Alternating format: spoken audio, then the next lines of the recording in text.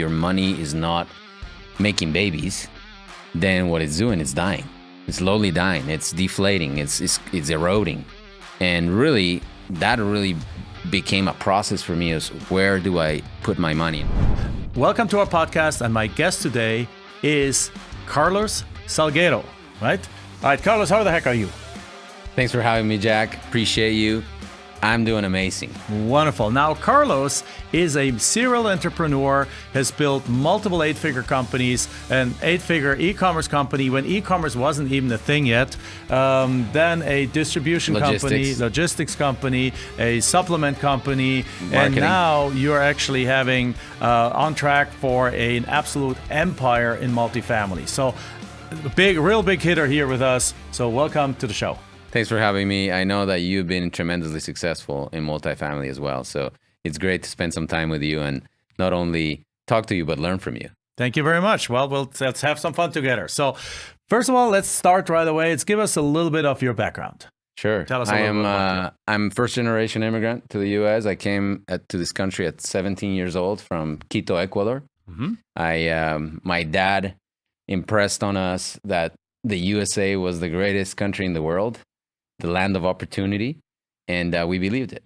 So I moved here to come to college, and I was the first of my family, no friends, no connections. I knew nobody, and I went to college in Colorado, graduated there as an engineer, and went to work for Hewlett Packard.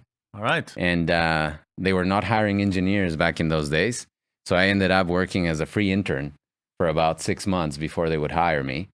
But that kind of taught me the lesson of delayed gratification, that you needed to go learn something, practice it, get good at it. And then once you got good at it and master it, you can start getting paid. So that's the beginning of my journey as a professional. And I realized quickly in the corporate world that there was a lot of limitations. I grew up with my dad being a small business owner.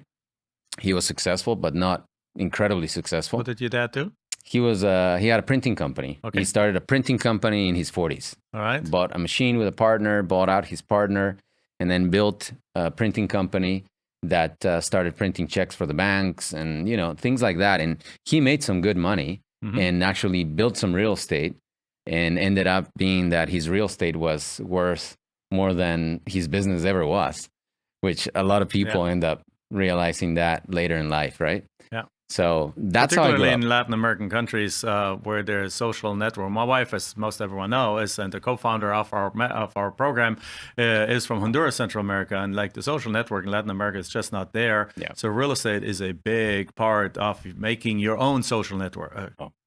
So true. And as you know, back in those days, no lending, so everything's cash. They have to buy it, build it, edify it with cash.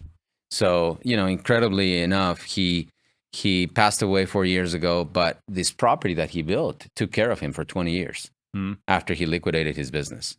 So those were some lessons that we learned along the way. And because I was raised in an entrepreneur's house and my mom was also an entrepreneur, I learned that there was no limits. Like I could actually control my time, control my efforts, and go build something bigger. And quickly, at Hewlett Packard, I realized, I'm limited by my boss and by the corporate structure. And I left. I started building on the side a little e-commerce business. I was one of the first eBay sellers back in the early 2000s. Oh, wow. And within 9 months, I replaced my salary at HP and I fired my boss and started doing e-commerce full time out of my garage. Then out of a bigger garage, moved into my mom's garage, and she was my first employee ever. So my first employee was my mom, my second employee, my father-in-law, and then I met my wife. 6 months later, we were married, and she was my third employee. That's how I began my e-commerce journey. Wow. Now, okay, we're going to talk about multifamily here, but I still need to dig in. Just how does e-commerce back then compare to today? Oh, man. Back in those days, people told me I was crazy. You're like, Carlos, you're leaving engineering manager for North America laser printing to go sell stuff from your garage on eBay. And they were like, eBay is not going to work. The internet is just a fad. E-commerce is going to come and go. And I'm like, you know what? I believe in this. The convenience of you ordering something from your home is something that people want. They want to take advantage of their time. Right. And I kind of, saw it before anybody else. And then the results prove it to me. This is here to stay. Yeah. No, that's so funny. I mean, there's a lot of things we have in common. First of all, like when we started flipping land, people were like, "You're crazy." Like what Michelle again? She graduated from one of the top schools in the country, and and they're like, "You're giving up your potential career, to flip dirt? Are you guys crazy?" But then again, who had the last laugh? Obviously, you, right? So Exactly you built right. that successful. You built several other companies successful, and then ultimately you fell in love with real estate, right? 100%. So we scaled that e-commerce business to 8 figures. Eventually, that became another business, which was a fulfillment business. Now we service hundreds of Amazon sellers with fulfillment. And then I started a supplement business, nutritional supplement business, built that to 8 figures, exited out of that with a large exit, over $25 million exit. All right, congratulations. Thank you. And that's when I really got scared because I had all this cash in the bank not working for me. Right. And as you know, most people think, okay, you get this big exit, it brings you peace. It brought me anxiety, Jack. Yes, I hear that again and again. And as a matter of fact, I mean, yeah, having had some larger sums in the bank too, yeah, you're worrying like, what do I do with it? Because inflation eats at it. Yes. It just sits there, and you want to put it to work, right? Yeah, and once you learn a little bit about money, you understand that if your money is not making babies, then what it's doing is dying. It's slowly dying. It's deflating. It's eroding, and really, that really became a process for me. Is where do I put my money? And when I look back at my life, I had saw my dad's example of that property that he built that was cash flowing for 20 years, and he was a terrible landlord. He was the landlord that you and I will go buy buildings from. Okay. So I know. We'll get into that in a second, but yeah. And we'll explain that. And then the second clue of success for me is that when I was building my fulfillment business, I actually got tired of being a tenant and I became an owner of a commercial property, a 50,000 square feet property in Denver that was the home of my fulfillment business. And I bought that deal for $1 million plus $250,000 of reno budget. Today, after 10 years, is worth $9 million. Very nice. So when I look back and said, you know what, my success, my biggest success without me doing much has been real estate. Yes. And that's when I started identifying what's the best asset class that I can get into. Yeah. So let's go back to that moment just quickly before you. So you got a big $25 million check. Yes. What was your mental process to go through to come to peace with the fact that you went from running a business to not running a business anymore? Because that's everyone's dream, right? Yeah. Everyone out there, I'm going to build this thing and then I'm going to exit. And first of all, you were a young man at that time. I mean, you're still a young man, but walk us through kind of some of your thoughts at that time. Yeah. So look, it was an exciting moment, but if you're an achiever and you want to succeed, you're like, okay, let's celebrate for a little bit. What's next? And like you said, I still have a lot of energy and I needed to find something that I could use all this experience, all this knowledge that could be scalable. And what I learned is that scale is one of the most important things in business. Yes. Because starting from scratch, which I did several times, takes a lot of effort, a lot of energy, and takes time for you to build that scale. What I saw in multifamily is that you're already buying into a business that's cash flowing now. And that you can go in there, increase the revenues, increase the value of the property, and you can do all this without you having to manage it every single day. Right. Which is the hard part in business, managing the business. And it already not only comes already built, it already comes with the opportunity of having full-time management for it. Exactly right. Right. It pays for the management to be already in the property by the time you acquire it. That's right. So yes, and that's exactly why it's attractive to us too. We went through the journey of buying a few single families too, and then we realized this is not scalable because you get that phone call for everything that's over $750 or something like that, or $300, whatever you arrange with a property management company. It's a phone call to you. Can we fix this? Can we fix that? And at a multifamily property, you don't get those phone calls unless it's something really dramatic and you got a team taking care of it. And you do we do one phone call a week or one Zoom call a week with our management team. Same thing with me. So what kind of properties are you buying? I'm buying multifamily 50 units and above. Okay. That's my criteria. I love B class and A class properties. All right. That's my buy box right now. Okay. B class and A class. So, and define quickly B class and A class for our audience if they don't know what that means. Yeah. So if you don't know what a B class or A class property is, A class is your properties that are generally newer, that command the higher rents, typically in locations that are also either A or B, meaning better locations. Mm-hmm. Where the class of tenants is a class of tenant that is probably a tenant is a white collar tenant, makes a little bit more money and can afford a rent that is higher. Okay. That's an A class property, about 10 years and newer, if you would, if they've maintained them well. Right. The B class property is maybe a property that's a little bit older, still decently maintained, lower rents, maybe in a different location that is not necessarily a best location in town, but in my mind, that also has an opportunity, if you maintain it well, if you renovate the units, to become maybe a B plus or even an A sometimes. Right. Yeah. Okay. So now you're looking for those, and do you look at specific markets, or are you buying all over the country? I'm buying where people are moving to. All right. So I'm following very closely the migration patterns in this country. And if you pay attention to easy to find reports like U-Haul, where are those moving trucks going to?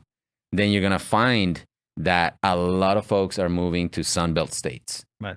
Now let's talk about that for a second, because I'm very familiar with the U-Haul report, but Yes. most people is like, U-Haul, what are you talking about? How do I know from U-Haul where people are moving to? Yeah, Do you want to explain that? for sure. So as you guys all know, U-Haul is the biggest moving company in this country, and they publish the statistics of where people are moving to on those one-way trips. Mm-hmm. So when people rent a truck and they're moving from California to Tennessee, or from New York to Florida, or from Connecticut to Dallas, Texas, they just tally that up. And then you get a report of, what's the positive migration to these states and cities. Yeah. And for investors like you and I, that's incredibly valuable information. Absolutely. There's another report they put out, and that is about how much they charge for a one-way trip from one location to the other, and that's also a great indicator. Because, for example, I always have to laugh when I see that, because I think it's something like go from San Francisco to Denver, it's like $2,000. Yeah. And bringing the vehicle back from Denver to San Francisco is like $200. And that in itself speaks towards that basically there's not enough trucks in San Francisco, because they're all moving them to Denver, to Phoenix, to wherever the different places, to Dallas. They're driving there. So now they're basically making it dirt cheap for you to take a truck, cheaper than renting a car. You can rent a U-Haul in Dallas and drive it all the way to the West Coast for less money than it takes to rent the cheapest car out there, because they want their trucks back there, because they can rent them for top dollars for the people to move out of these areas into other areas. So it's an indication of the net migration there. Man, that's a great tip for people that want to go see family in California, right? They're paying you to go to California. They're almost paying you, like literally for like almost nothing. You can take a U-Haul. Now, I don't know if the ride in the U-Haul is so comfortable and so on. Plus, it's slow and plus it guzzles a lot of gas. But other than that, as a principle, it's kind of like a fun thing. Okay, so do you buy them? How do you go about getting these deals? Do you work directly with like off market, direct mail, direct marketing, or through brokers? 90% of my acquisitions have been through brokers. Right. That has been something that I've built a lot of relationships with brokers. And brokers, as you know, that have closed the deal with you, they want to talk to you first. Right. They give you inside information. They show you pocket deals, meaning coming on the market. We know that you're closer. You want to take a look at this deal. So brokers have been my biggest source of business. And, I create a lot of attention by the brokers by notifying them the stuff that I'm doing business with. So I actually add brokers to my email lists, and I keep them in the loop about the activity.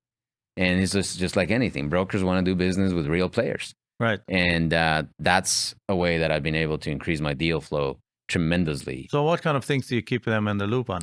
We keep them in the loop of, hey, I'm acquiring property here. My partners are acquiring property over here. And just creating a stay in touch campaign with a broker. Something that is on autopilot. Right. Something that I'm not writing. My team writes 12 months in advance of content for the brokers, and they just get a drip. And as you know, you stay top of mind. I wanted to think about Carlos. Absolutely, yes. So how does your team look like for that part of the business? Do you have acquisition managers? Do you have transaction coordinator? Or is it you doing it from A to Z? Yeah, so when I started, and probably you did too, it was me. Because I wanted to master the business. Sure. And like in anything, I started learning every single piece of it: the underwriting, the acquisition, the legal contracts. I didn't write the contracts, but I wanted to be very involved. So in the first few months, and I've scaled so fast, it was all me, and it was pretty hectic. Now I've hired an underwriter, I've hired an acquisition manager, I've hired a transaction coordinator that are now taking off that burden from me so that I can do what I do best, which is promote my business and make deals with the brokers or with the sellers. Yeah, makes sense. All right, so great. So now you get a deal under contract, and what is your, let's say you just, before we went live, you just told me you just got a deal under contract. Now, obviously that deal can still fall apart. Correct. There's due diligence period. We just have a deal under contract right now that can still fall apart. We had one under contract in 2019, and it fell apart 3 days before closing. Everything was approved, but the lender wanted what's called a phase 2 environmental test, and it came out with which is an actual soil test, because there were suspicions of potentially some contamination, and there was contamination. So we had to basically refund everyone 100% of their money 3 days before and cancel everything. Lost our earnest money deposit because of various reasons and renegotiations before.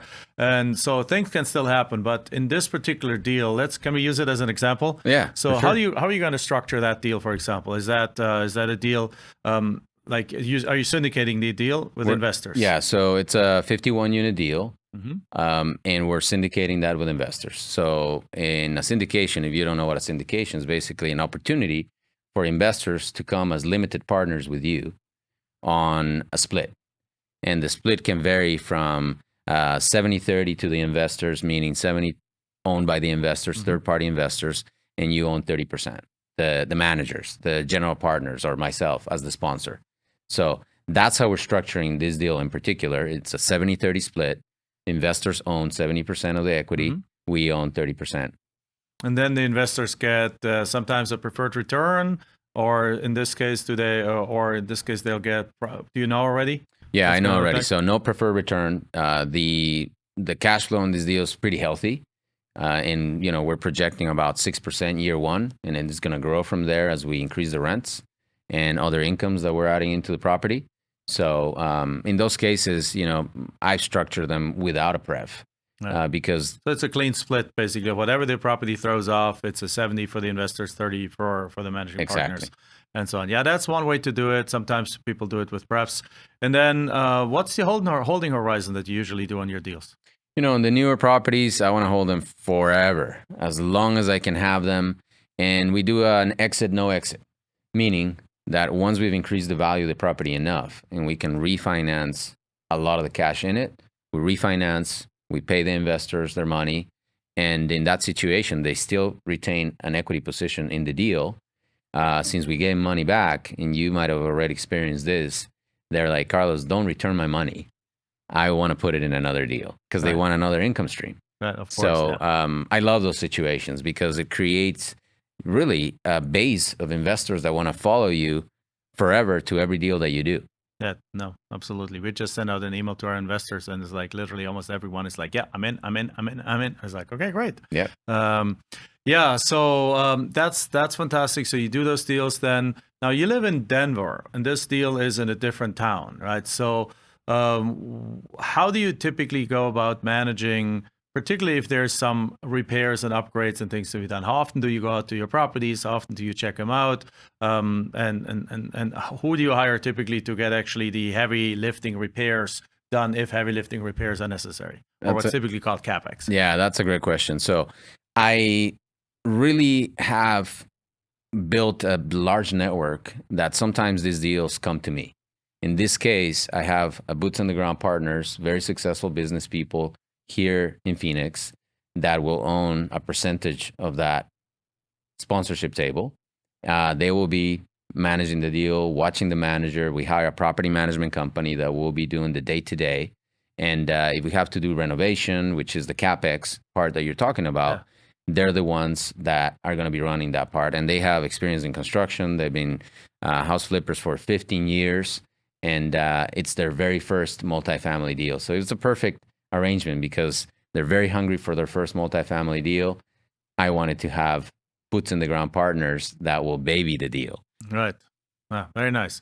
That's a great arrangement. So I think the key here to listen out to and listen to for the audience is that you can structure multifamily 1,000 different ways. So when you are looking to invest in a multifamily deal, just ask those kind of questions and look at and invest in the deals that you feel good about, where the entire model makes sense to you, right? So that makes sense that you have a really experienced construction company there. Now they don't have necessarily that much experience with multifamily, so you probably have to manage them a little bit more, right?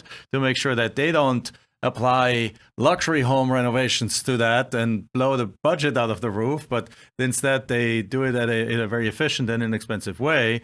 But at the same time, you have somebody that really cares about it, that wants to make a great impression, that wants to get into multifamily with the right foot forward. And that sounds like a great strategy to move forward. In exchange, you give up a little bit of the equity, of your part of the equity, but therefore you don't have to go constantly fly down to that location and deal with contractors and those kind of things. Yeah. Exactly. That makes total sense. And you know what I've realized is that when people have ownership stake in a project, they behave completely different because now it's their asset and they're looking after it. They are really taking care of the property. They're making sure that the property manager that we hire for the property is doing their job. And I basically mentor them along the way. It's coaching what's happening, right? And I've done this in 3 other properties where I've had boots on the ground partners that didn't have much experience in multifamily. But you know what? We get on a phone call once a week. We go through some of the high level points. We go through the items that are priorities for the property and we tackle those. And that has been a strategy that's been tremendously successful because eventually they become good at it. Mm-hmm. And they want another deal. So they're hunting deals in the local area for me. And they want, just like the investors want to be with you for the rest of their life, I want to make sure that my partners want to do 10, 20 deals with me. That's wonderful. So what is the outlook then in the future? How many more deals are you looking to get? What's the goal? My goal this year is $100 million of acquisitions. Okay. We are at 45. We have a few deals that are in the pipeline. And I want to acquire $1 billion of real estate in 7 years. $1 billion of real estate in 7 years. How many units do you think that's going to be? Well, it's approximately. Well, prices always change. Because I've bought $450,000 units and I bought $100,000 units, so it could be a big range. So I would say just at an average of $200,000 a unit, that's 5,000 units. Yeah, very nice. Yeah, again, it's incredible. Like when we decided to do the podcast, we realized we have a lot of things in common because that's very similar to our goal. 5,000 units is a goal that just a good number, which based on those numbers would translate to $1 billion. And now that doesn't mean we're billionaires at that point because again, a lot of the investment is owned by the investors, but it's still a nice number, right? It rings well. It has a good ring to it. Very nice number. Very nice numbers, right? So now if anyone is interested in learning more about you guys, by the way, do you do 506B or 506C? We do both. You do both. Depending on the property, how big the property is, right? If I'm buying a $90 million property, I'll probably do the B, which is only accredited investors, correct? Or the other way around. Yeah. I keep getting confused myself also. Yeah. Only accredited investors. And if not, we want to welcome people that are not necessarily accredited, but are sophisticated investors, and that they probably have money that they've been saving up, equity in their home, 401k, an IRA. We can take all those forms. Yeah, we do the same thing. We do 5 or 6 Bs usually. And just for the audience, again, 5 or 6 Bs, 5 or 6C, it's like SEC lingo for what kind of, when you put together a deal and you put together a PPM, a private placement memorandum, who is allowed to invest in the deal. And there's with the 5 or 6B, you allow accredited investors and so-called sophisticated investors to invest, but there's certain limitations around it of what you can do and what you can't do. And in 5 or 6C, you only allow accredited investors in there, and therefore there's a little bit less of limitations that you can do. But obviously there's less accredited investors out there that there's sophisticated investors out there. So with a 5 or 6B, you're opening the pool to lots of average normal people that have a few $100,000 in an IRA or 401k and can invest a portion of that in there. So again, another similarity, very cool.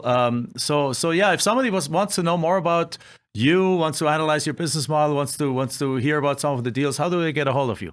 I'm easy to find. If you look for my Instagram handle, I am Carlos 10X. You can use that in pretty much every platform, and that's how you find me. Carlos Salguero is my name. Right. And Carlos 10X. Go check Carlos him out 10X. on social media. Follow him in the different platforms, and go check it out. So with that said, any last words you would like to share with our audience about multifamily, about your life, about success, about anything that you wanna share? Yeah. So Jack, thanks so much for creating this platform, first of all, and for having me. I think one of the things that we have in common is that we not only want to be successful ourselves, but we want to share that success with others. And in my opinion, and one of my philosophies is like, if I spread that knowledge to people, it will come back to me compounded. Mm-hmm. Success, when it's given away, comes back to you multiplied. And that's one of the biggest things. When I started learning about multifamily, I started teaching it right away, because I didn't see it fair that I found out this math that you probably realized at some point, that when you increased a couple $100 on the rents of a 50-unit property, you could create millions of dollars of value. Right. I didn't know that. And I wish they had taught me that in school. I wish they had taught me that in college. I wish that my parents would have known and passed that information down to me. I had to go learn it myself, attend an event, and see it on a whiteboard. And when I saw it, I couldn't unsee it anymore.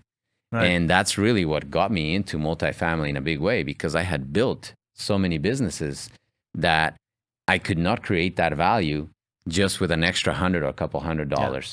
So, if you are in a position to share with another person about multifamily and what it could do for their family and create generational wealth for not only their own loved ones, but for even strangers, like through this platform, you are impacting people that you don't even know. Absolutely, yes. We've seen it all day. I see that every week. We get emails from people that I literally have never heard of, that basically say like, hey, I watched this YouTube and I watched that YouTube and I watched this thing about you, and now we're doing XYZ, and I was able to quit my job. And then it's like, oh my God, and people that didn't even buy a product from us, right? Amazing. So it's just complete strangers that walk up to me, and that's just as beautiful as the ones that bought a program, because it's all about sharing the knowledge. 100%. Right. And as you know, that's better than money.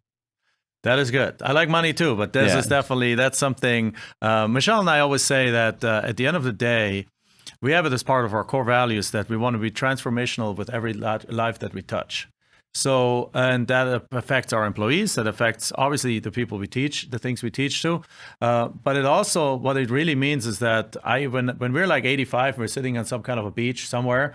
We already got the place in Hawaii to have the beach, but to sit there. But when we sit there and when we kind of really retired in a way, if we ever going to be retired, but like the form of retirement that we'll choose, we want to think back to the day, to the impact we've made on the lives of many people, most of which will not know our name. Right? So it's not about slapping our name somewhere or self-aggrandizing it. Mm-hmm. It's about the impact we've made out there. And I think that sounds like pretty much exactly what you just said. Exactly. It's legacy. At the end of the day, it's legacy. How do you create forever lasting legacy? through other people. All right, so with that said, we are done. Thank you very much. If you enjoyed this session, make sure you like it. If you watch it or listen to it on iTunes, give us a 5-star review. If you watch it on YouTube, give us a thumbs up. Subscribe to our channel. Tell your friends about it so we can have a bigger reach. We can have a bigger impact out there. Thank you very much. Bye-bye.